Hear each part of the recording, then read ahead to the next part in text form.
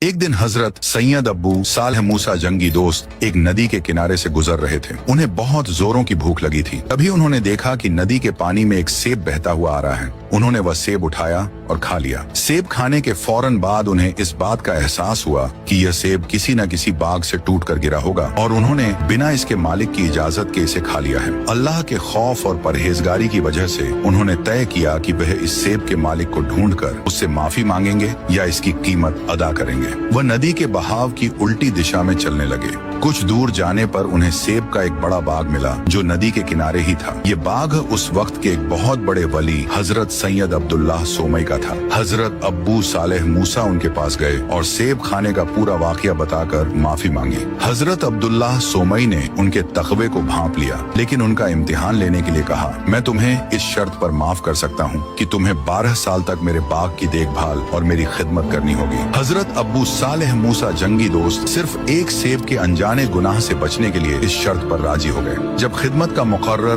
वक्त पूरा हो गया तो हजरत अब्बू सालेह मूसा ने दोबारा हजरत अब्दुल्लाह सोमई से माफी तलब की। इस पर हजरत अब्दुल्लाह सोमई ने एक और अजीब शर्त रख दी। उन्होंने कहा, मैं तुम्हें तब तक माफ नहीं करूंगा जब तक तुम मेरी बेटी से निकाह नहीं कर लेते, लेकिन मेरी बेटी अंधी, बहरी, गूंगी और अपाहिज यानी लूली लंगड़ी है। हजरत अब्बू सालेह मूसा परेशान तो हुए, लेकिन अल्लाह की नाराजगी और आखिरत की पकड़ से बचने के लिए उन्होंने इस अपाहिज लड़की से निकाह करना भी कबूल कर लिया। निकाह के बाद जब हजरत अब्बू सालेह मूसा अपने कमरे में गए तो वहाँ एक बेहद खूबसूरत और पूरी तरह से तंदुरुस्त लड़की को बैठे देखा। उन्हें लगा कि वह गलती से किसी दूसरे कमरे में आ गए हैं और वहाँ से लौटने लगे। तभी हजरत अब्दुल्लाह सोमई ने उन्हें रोका और सारी हकीकत बयान की। उन्होंने मुस्कुराते हुए कहा, मेरी बेटी अंधी है क्योंकि उसने आज तक किसी गैर महरम को आंख उठाकर नहीं देखा। वह बाहरी है क्योंकि उसने आज तक कोई भी बुराई, झूठ या गीबत नहीं सुनी। वह गूंगी है क्योंकि उसकी जबान से आज तक कोई झूठ या बुरी बात नहीं निकली। वह अपाहिज है क्योंकि उसके कदम आज तक कभी किसी गुनाह या गलत काम की तरफ नहीं उठे। ये सुनकर हजरत सैयद अब्बू सालेह मूसा जंगी दोस्त बेहद खुश हुए